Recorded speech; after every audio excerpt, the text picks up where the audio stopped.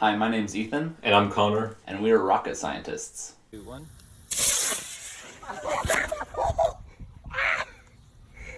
I about died! In training. So we have been working on some rocketry projects, and we created this channel to document the current projects and the projects that we're going to work on in the future. One of our past projects was called Project Manna, and the goal of it was to create a glider that deploys from a rocket when it reaches apogee. And so basically, we started with creating a prototype of the glider, which was made out of basically just foam board. And so it was kind of a rectangular prism kind of thing that we hot glued a body tube, kind of like engine mount kind of thing, into it from a model rocketry kit. And so the idea with that was just to make sure that the ejection charge would basically cause the wings to deploy.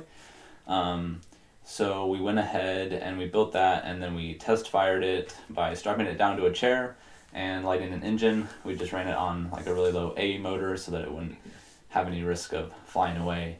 But yeah, so it actually worked, and the wings deployed. So we designed the foam body wing design as just a proof of concept, or like just a prototype, and it was never meant to fly. And so we decided to strap it to a launch pad and make it fly. And as you can probably see right now, it didn't go too well.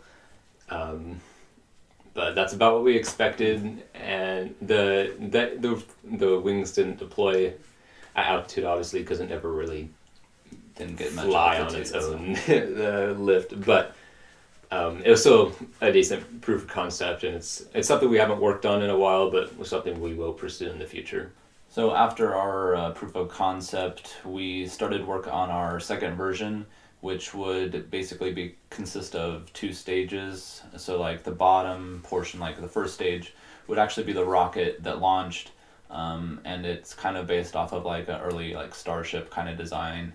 But yeah, so that would actually launch, and then the glider would sit at the top of that, and so then when it reaches its apogee, the ejection charge would push out the glider, and like the wings would then fold out, and it would hopefully glide back to the ground.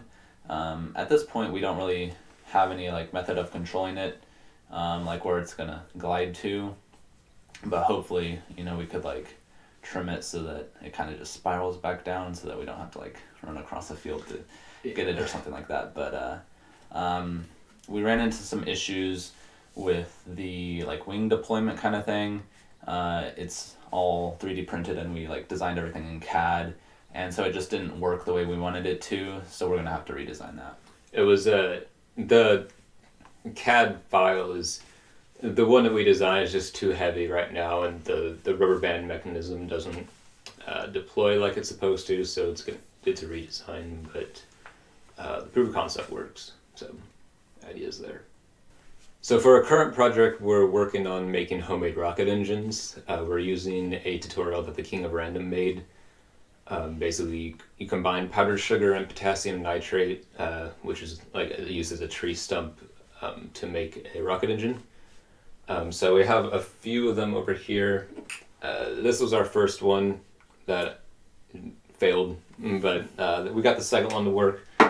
So eventually we started integrating nozzles into the rocket engines because we want to eventually test the difference in thrust output, if a nozzle does much for a solid rocket motor of this size.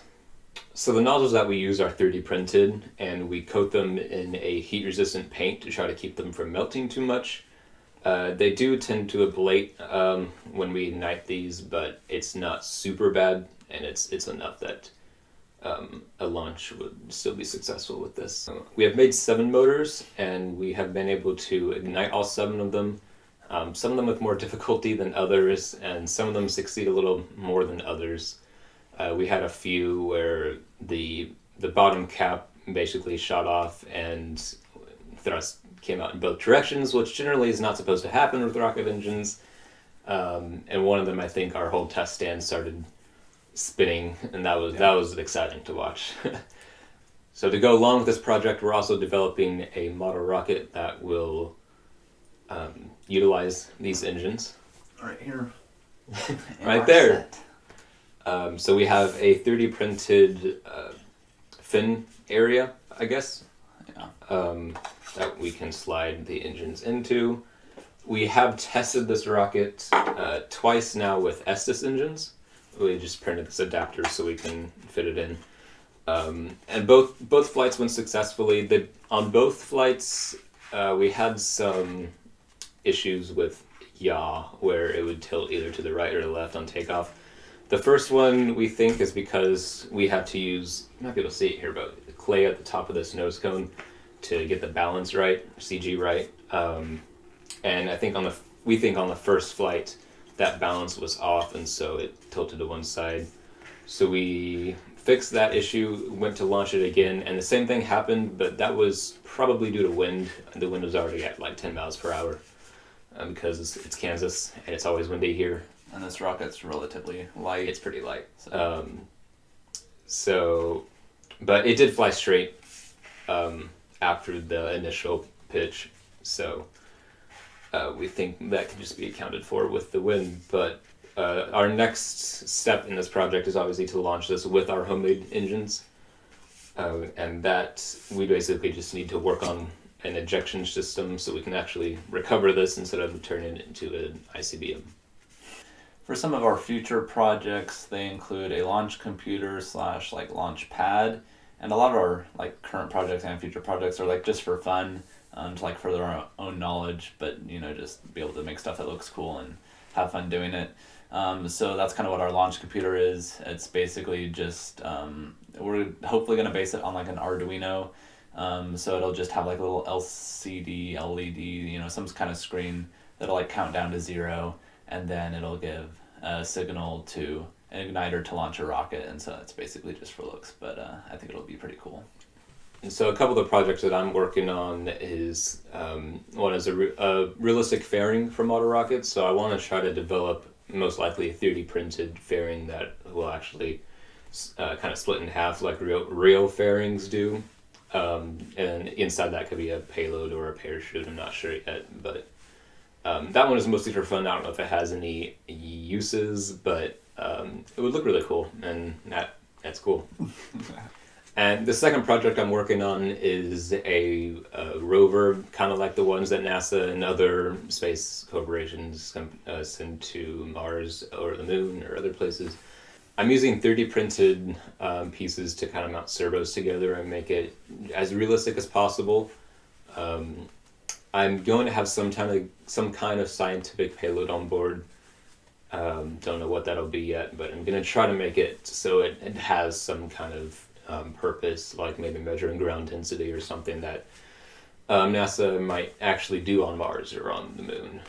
And that is controlled using a system called Easy Robot that they have a development kit that I've had for years, and I'm finally putting it to good use.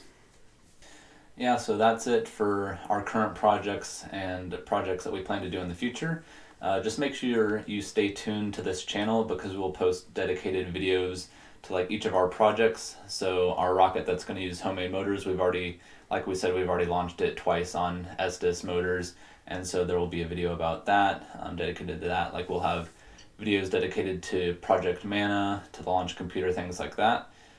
So we'll just upload those as we get done with them. And you can also follow us on Twitter at EC Rockets. There'll be a link in the description.